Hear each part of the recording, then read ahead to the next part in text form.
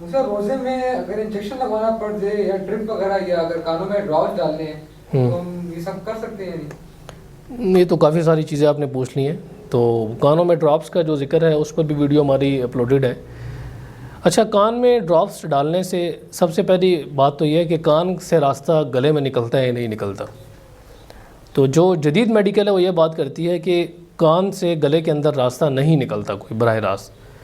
ہاں، اگر کسی کے کان کا پردہ پھٹا ہوا ہے تو پھر اس صورت میں راستہ نکلتا ہے اندر اور ڈائریکٹ پھر وہ چیز حلق میں آپ کی جاتی ہے. لیکن کان کا پردہ درمیان میں حائل ہے، اس وجہ سے اگر آپ کوئی چیز کان میں ڈالتے ہیں تو براہ راست وہ گلے میں نہیں پہنچتی بلکہ مسامات کے ذریعے جذب ہو کے پہنچتی ہے، جیسے کہ آپ کی باڈی میں جذب ہو کے اندر تک آپ کو ذائقہ محسوس ہوتا ہے. کیونکہ رمضان میں اگر آپ نہاتے ہیں، غسل کرتے ہیں، تیل لگاتے ہیں تو وہ مسامات کے ذریعے جذب ہو کے حلق میں اس کا ذائقہ محسوس ہوتا ہے، اس سے تو روزہ نہیں ٹوٹتا. تو اسی طرح اگر کوئی کان میں دوائی ڈالتا ہے یا کان میں ڈراپس ڈالتا ہے تو اس سے روزہ اس کا نہیں ٹوٹتا، کیونکہ گلے میں کوئی راستہ نکلتا ہی نہیں ہے. ہاں، جو پرانے فقہا تھے، پرانے جو بعض محدثین تھے، وہ یہ بات کرتے تھے کہ کان سے راستہ نکلتا ہے، کیونکہ وہ طب یونانی کو فالو کرتے تھے، پرانی میڈیکل کو فالو کرتے تھے. تو اس میڈیکل میں یہ بات تھی کہ کان سے راستہ گلے میں نکلتا ہے تو اس وجہ سے روزہ ٹوٹ جاتا ہے. انہوں نے اس وقت ہی میڈیکل کو سامنے رکھتے ہوئے مسئلہ بیان کیا. تو آج کے دور میں جو آج کی میڈیکل ہے ہم اس کو سامنے رکھ کر مسئلہ بیان کریں گے نا، تو ڈائریکٹ کوئی راستہ نہیں نکلتا تو اس وجہ سے روزہ نہیں ٹوٹتا اس میں. مفتی صاحب، کیا کوئی پیشنٹ ڈرپ انسولین یا انجیکشن وغیرہ لگائے روزے کے اندر تو اس کو ٹوٹے گا یا نہیں ٹوٹے گا؟ نہیں، روزہ تو نہیں ٹوٹتا اس کا. بعض جو اہل حدیث ہیں وہ یہ بات کرتے ہیں کہ روزہ ٹوٹ جاتا ہے انجیکشن لگانے سے اور انسولین لگانے سے اور ڈرپ وغیرہ لگانے سے. وہ یہ کہتے ہیں کہ اس سے طاقت حاصل ہوتی ہے. طاقت حاصل ہوتی ہے تو اس سے تو روزہ نہیں ٹوٹتا. طاقت تو نہانے سے بھی حاصل ہوتی ہے اور اسی طرح طاقت تو آپ جسم پر تیل لگائیں اس سے بھی حاصل ہوتی ہے، تو اس سے تو روزہ نہیں ٹوٹتا. اس میں وہ یہ بات کرتے ہیں کہ جسم کے اندر کوئی چیز داخل ہو تو اس سے روزہ ٹوٹتا ہے. لیکن جسم کے اندر کوئی چیز اگر جسم کے جو داخلی راستے ہیں ان سے داخل ہو تب روزہ ٹوٹتا ہے.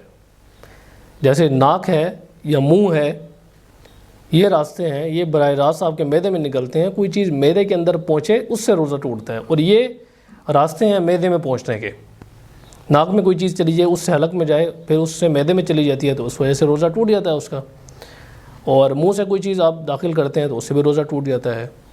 تو اگر کوئی چیز آپ جسم پر لگاتے ہیں یا انجیکشن لگواتے ہیں، مالش کرواتے ہیں، اور اسی طرح آپ ڈرپ وغیرہ لگاتے ہیں، انسولین لگاتے ہیں، انجیکٹ کرتے ہیں کوئی چیز باڈی میں، تو اگر تو طاقت کی غرض سے کریں گے تو روزہ مکروہ ہو جائے گا. ڈرپ اگر لگواتے ہیں، انجیکشن لگواتے ہیں، روزہ ٹوٹے گا نہیں. اگر بیماری کی وجہ سے کرتے ہیں تو مکروہ بھی نہیں ہے. تو اس میں اتنا سا اصول ہے اور اتنی سی بات ہے. مفتی صاحب، کیا عورتیں اعتکاف پہ بیٹھ سکتی ہیں مسجد کے اندر؟ عورتوں کو ویسے اعتکاف گھر کے اندر ہی بیٹھنا چاہیے، کیونکہ عورتوں کا جو مسئلہ ہے اعتکاف کا، اس میں یہ مسئلہ درپیش ہے کہ نماز کا تو دیکھیں مسئلہ اپنی جگہ ہے، نماز کا مسئلہ تو اپنی جگہ ہے، لیکن بہرحال جو اعتکاف کا مسئلہ ہے وہ یہ ہے کہ اس میں ٹھہرنا پڑتا ہے مسجد میں، تو اس سے پھر کئی چیزیں متاثر ہوتی ہیں. عورت کی مسجد جو ہے وہ گھر ہے اس کا، اور اسی طرح کئی روایات میں اس طرح کا مضمون آتا ہے کہ عورت کی نماز اس کے گھر کے اندر افضل ہے، گھر کا جو کونا ہے اس کے اندر افضل ہے. تو اس وجہ سے عورت گھر میں اعتکاف بیٹھے، عورت کو گھر میں اعتکاف بیٹھنا چاہیے، تو مسجد میں نہیں بیٹھنا چاہیے. باقی اس میں تفصیل سے انشاءاللہ کسی اور موقع پر ہم ڈسکس کریں گے. اس میں بہت سارے دلائل ہیں، اختلاف بھی ہے اس میں فقہا کا، محدثین کا، جو ہمارا پوائنٹ آف ویو آپ کے سامنے رکھتی ہے. عورتیں گھر میں اعتکاف پہ بیٹھتی ہیں اور ان کو کھانا بنانا پڑتا ہے تو کیا وہ بنا سکتی ہیں؟ گھر کی اگر جو بنیادی ضروریات ہیں، جو کھانا اگر بنانا اپنے لیے ہے تو پھر ظاہر ہے اگر کھائیں گے نہیں تو پھر زندہ کیسے رہیں گی، اور کوئی لانے والے بھی نہیں ہے باہر سے تو پھر بنا سکتی ہیں، کھا بھی سکتی ہیں، اس میں کوئی مسئلہ نہیں ہے. اس میں ہاں یہ ہے کہ اگر کوئی اور بنانے والا موجود ہے گھر میں تو پھر اگر بنائیں گی تو اس سے پھر اعتکاف ٹوٹ جائے گا اگر وہاں سے نکلیں گی جو جگہ مختص کی ہوئی ہے. کیا غسل فرض ہونے کی حالت میں سحری کر سکتے ہیں؟ کر سکتے ہیں. آپ صلی اللہ علیہ وسلم نے کی بھی ہے. صحیح حدیث میں مضمون آتا ہے کہ آپ صلی اللہ علیہ وسلم جنابت کی حالت میں ہوتے تھے اور سحری کر لیا کرتے تھے. پھر بعد میں آپ صلی اللہ علیہ وسلم غسل کر کے فجر کی نماز پڑھا کرتے تھے. تو اس طرح کا مضمون آتا ہے. تو اس وجہ سے لوگوں کے اندر کنفیوژن پائی جاتی ہے اس حوالے سے کہ اگر انسان جنبی ہو تو اس حالت میں سحری کر کے وہ روزے کی نیت نہیں کر سکتا. حالانکہ اس طرح کی بات نہیں ہے. ہاں، روزے کی حالت میں اگر کوئی اپنی جنسی خواہش پوری کرتا ہے تو اس سے روزہ ٹوٹ جاتا ہے. لیکن جب آپ نے جنابت لائی کوئی کسی پر یا کسی نے جنسی خواہش پوری کی تو اس کے بعد کیونکہ وہ تو روزے کی حالت میں اس نے نہیں کی، لیکن جنابت کی حالت تو تھی اس کی، جنابت کی حالت میں اس نے سحری کی اور روزے کی نیت کی، تو اس کا روزہ بالکل ہو جاتا ہے، اس میں کوئی حرج نہیں ہے۔ بھولے سے یا غلطی سے انسان کچھ کھا لے تو کیا اس سے روزہ ٹوٹے گا؟ اور بھولے سے اگر کوئی کھا لیتا ہے تو اس سے تو روزہ نہیں ٹوٹتا، اگر کوئی بھول کے کھا لیتا ہے اسے روزہ یاد ہی نہیں ہے اپنا۔ ایک تو ہے نا بھولے سے اور غلطی سے، غلطی ایک الگ چیز ہے، بھول ایک الگ چیز ہے، دونوں میں تھوڑا سا فرق ہے۔ بھول کر یہ ہوتا ہے کہ انسان کو روزہ یاد ہی نہیں ہے بالکل بھی، تو وہ تو احادیث میں خود مضمون آتا ہے، اور اصول بھی ہے کہ رفع عن امتی الخطأ والنسیان، کہ آپ صلی اللہ علیہ وسلم نے فرمایا کہ میری امت سے غلطی کو اور بھول چوک کو اٹھا لیا گیا ہے۔ تو اس اصول کی بنیاد پر فقہاء کرام نے بیان فرمایا ہے کہ اگر کوئی بھول چوک کر کسی کو روزہ یاد ہی نہیں ہے تو وہ کھا پی لیتا ہے تو اس سے روزہ نہیں ٹوٹتا ہی نہیں ہے روزہ اس کا۔ بعد میں اگر اس کو یاد آیا کہ میں نے بھول کے کھا پی لیا تو روزہ اس کا جاری رہے گا، ٹھیک ہے۔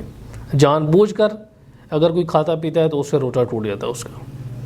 غلطی کے بارے میں جو فقہ حنفی ہے اس کے اندر اصول یہ ہے کہ اگر غلطی سے کوئی کھا پی لیتا ہے، یعنی روزہ تو اسے یاد ہے لیکن ویسے یوں کر رہا ہے اور ایک دم غلطی سے کوئی چیز اندر چلی گئی ہے، روزہ یاد ہے اسے لیکن ویسے ہی شرارت کر رہا ہے کوئی بندہ، یا کوئی بندہ نا منہ میں اس نے پانی ڈالا اور غلطی سے حلق سے نیچے اتر گیا، روزہ اسے یاد ہے، تو اس سے فقہ حنفی میں یہ ہے کہ اس کا روزہ ٹوٹ جاتا ہے، اور وہ یہ کہتے ہیں کہ روزہ اس کا ٹوٹ گیا ہے اور اس پر قضا واجب ہے لیکن کفارہ اس پر نہیں آئے گا۔ جان بوجھ کر تو یہ ہوتا ہے نا، اگر جان بوجھ کر کوئی چیز کھا پی لی تو اس سے روزہ ٹوٹ جاتا ہے اور کفارہ بھی لازم آتا ہے، لیکن وہ یہ کہتے ہیں غلطی سے اگر روزہ ٹوٹ جاتا ہے تو اس سے پھر کفارہ لازم نہیں آتا، قضا صرف لازم آتی ہے، فقہ حنفی میں ہے۔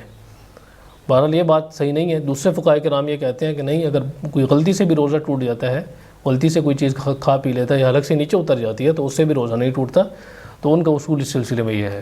تو انہوں نے جس چیز کو بنیاد بنایا ہے، جس چیز سے استدلال کی ہے، وہ وہی روایت ہے، وہ وہی اصول ہے کہ جس کے اندر بھول کا ذکر ہے اسی کے اندر غلطی کا بھی ذکر ہے۔ وہ یہ بات کرتے ہیں کہ غلطی کا اور بھول کا ذکر ایک ہی روایت کے اندر ہے، ایک ہی اصول کے اندر ہے، آپ نے ایک چیز کو لے لیا دوسری چیز کو چھوڑ دیا، دونوں چیزوں کو لینے کا حکم ہے اس میں۔